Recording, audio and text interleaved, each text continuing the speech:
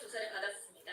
여기에 김정한 전 대통령실 수행실장과 강의구 전 대통령실 부속실장, 또 김주현 전 민정수석도 특검에 출석했습니다. 특검은 계엄 직전에 있었던 국무회의와 계엄 이후 이루어진 계엄 선포문 작성 상황을 재구성하는 것으로 보이는데요. 박재홍 수석보는 앞서 국무위원 조사에 대해 권한과 의무, 역할을 구체적으로 다 살펴보고 있다고 전했습니다. 이걸 해석해보면 권한이 있는데 행사하지 못했다면 피해자가 될 거고 의무를 이행하지 않았다면 피의자가 될 수도 있다는 뜻으로 풀이할 수 있을 것 같습니다. 서울중앙지검의 윤석열 대통령, 윤석열 2차 수사입니다. 서울고검지검의 서울고등검찰청에 2차 출석을 합니다. 윤석열 때 1차 때 15시간 만에 귀가했고 실제 조사 시간은 5시간이었습니다. 지금 9시부터 서울고검에 윤석열 대통령이 내란 특검에 출석을 합니다. 조사는 9시, 밤 9시 50분에 독거노인 기부입니다. 모태솔로 독거노인 기부입니다.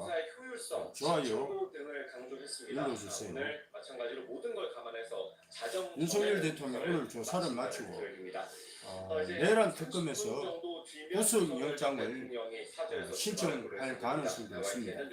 굉장히 중요한 오늘 하루입니다. 오늘은 2025년 7월 5일입니다. 네, 전해드린 것처럼 윤석열 전 대통령이 잠시 뒤에 내란 특검에 출석해 의뢰인, 2차 조사를 받습니다. 윤 전 대통령 첫 조사 때처럼 서울 윤석열 대통령 일진이 출석할 전망인데요.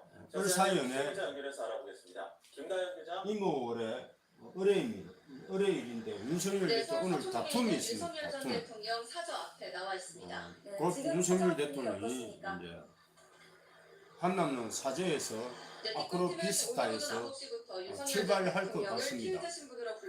지금 8시 28분이죠. 조사까지 시간이 얼마 남지 않았지만 50분경에 출발할 것 같은데 바로 검찰청하고 옆에 사기 때문에 바로 옆에서 지지자들이 사저 앞을 찾기도 했습니다.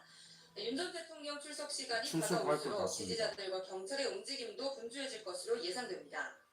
사저 앞엔 경찰 좋아요 바리케이드도 준비되어 있는데 지지자들이 몰려든다면 안전관리를 위해 통제가 이루어질 가능성도 있어 보입니다. 오늘 오후부터는 윤 전 대통령 지지단체가 서울중앙지검이나 서초역 인근에서 집회를 열 예정입니다. 윤석열 대통령은 구속될 가능성이 많아요. 구속영장을 청구하면 네, 그렇습니다. 윤석열 전 대통령은 지난 4월 파면됐지만 구속될 대통령 경호법에 따라 확률이 길게는 10년 많습니다. 동안 경호를 계속해서 받을 수가 있습니다. 이에 따라 오늘도 경호처 차량이 윤 전 대통령 차량 주변에 배치될 것으로 예상되고 있습니다. 윤 전 대통령의 사저와 내란 특검 사무실이 차려진 서울고검이 멀지 않은 만큼 9시가 가까워질 무렵 아파트 출입구를 빠져나갈 것으로 보이는데요. 윤 전 윤석열 대통령은 1차 대통령이 조사 때와 같이 서울고검 앞으로 1층 비스타에서 공개 출석할 출발할 가능성이 큽니다. 하겠습니다. 취재진의 질문에 답할지도 관심인데 앞서 지난 1차 조사 고등 때는 검찰청하고 사저로 들어가지 않은 이유와 사는 진술 거부권을 행사할 거냐는 앞으로 취재진 비스타가 질문에 아무런 대답을 하지 가까운 않았습니다. 거리에 있기 때문에 대신 윤 전 대통령은 고검청사 인근에서 8시 50분경에 들고 자신을 출발할 것 지지자들을 같습니다. 향해 차량 앞으로 창문을 내리고 손을 20분 후에 윤석열 지금까지 대통령이 윤석열 전 대통령 사저 앞에서 앞으로 YTN 비스타에서 김다현입니다. 출발할 것 같습니다. 그런데 네, 뉴스 내란 특검에서 있습니다. 11.3 오늘 구속영장을 청구를 하면은 윤석열 대통령은